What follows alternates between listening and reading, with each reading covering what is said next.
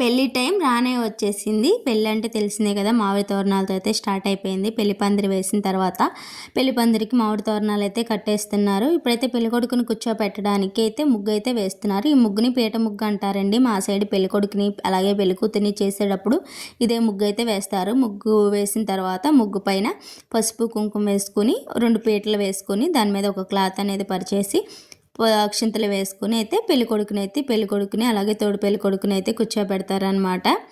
ఇప్పుడైతే పెళ్ళికొడుకుకి బొట్టది పెట్టి తాంబూలం అది ఇచ్చేసి కూర్చోబెడతారు. ఒక్కొక్క సైడ్ ఒక్కొక్క ఆచారాలు కదా. మాకైతే వరుసైన వాళ్ళని కూర్చోబెడతారండి. మా బాబు అయితే మేనల్లుడు కాబట్టి మా బాబుని కూర్చోబెట్టారు. కొంతమందికి అయితే పెళ్ళికొడుక్కి తోడు పెళ్లి కూతుర్ని అలాగే పెళ్లి కూతురికి తోడు పెళ్లి కొడుకుని అయితే కూర్చోబెడతారంట. నాకు మొన్నే తెలిసింది. మాకైతే ఇలా పెళ్లి కొడుక్కి వరుసైన వాళ్ళని అయితే కూర్చోబెడతారు. ఇప్పుడు పిన్ని అమ్మ కలిసి ఆ నలుగైతే స్టార్ట్ చేస్తారు కూర్చోబెట్టేసి. ఇప్పుడు మా సైడ్ ఎలా జరుగుతుంది ఏంటనేది మీరు చూసేయండి. ఇప్పుడైతే కూర్చున్న తర్వాత అయితే నలుగైతే స్టార్ట్ చేస్తారు. ముందుగా అయితే కూర్చోబెట్టి నలుగైతే ముత్తైదులు అందరూ వచ్చిన తర్వాత అయితే నలుగైతే స్టార్ట్ చేస్తారు.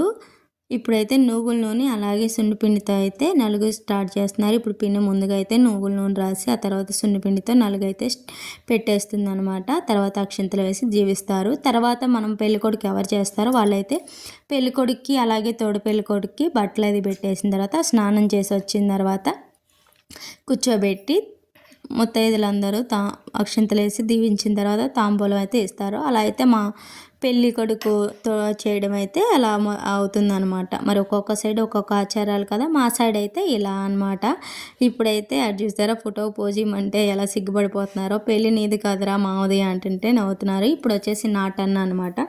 ఇప్పుడు నేను కూడా తమ్ముడికి అయితే నలుగది పెట్టేసేస్తున్నాను. నలుగది పెట్టిన తర్వాత అక్షింతలు వేసి అయితే దీవిచ్చేస్తాం అనమాట. ఇప్పుడైతే మా అబ్బాయికి అయితే రాస్తున్నాను. నవ్వుతున్నాడు. మామ పెళ్ళికి నువ్వే మెరిసిపోవాలిరా అంటుంటే నవ్వుతున్నారు అనమాట. ఇప్పుడు నేను మా వారు కలిసి అయితే అక్షింతలు వేసి జీవిచ్చేస్తున్నాము అనమాట. ఇక్కడ అయిపోయిన తర్వాత అయితే మీకు తెలిసిందే కదా, నేను ముందు వీడియోలో చెప్పాను పెళ్లి కూతురు ఎవరో కాదండి మా అక్క వాళ్ళ అమ్మాయి అని. ఇక్కడ అయిపోగానే అక్కడికి కూడా వెళ్ళి అమ్మాయికి కూడా అక్షింతలు వేయడానికి అయితే అక్కడికి వెళ్ళాము.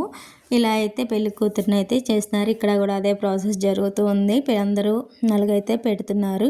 మేము కూడా వెళ్ళేసి నలుగది పెట్టేసి అక్షింతలు వేసి వచ్చాము. ఇప్పుడు అమ్మ నాన్న అయితే అక్షింతలు వేసి దీవిస్తున్నారు. ఇక హల్దీ పెళ్ళికొడుకుని పెళ్ళికూతురిని చేసిన తర్వాత హల్దీ అయితే స్టార్ట్ అవుతుంది. హల్దీ వీడియోస్ అనేది నెక్స్ట్ వీడియోలో అయితే పెడతాను.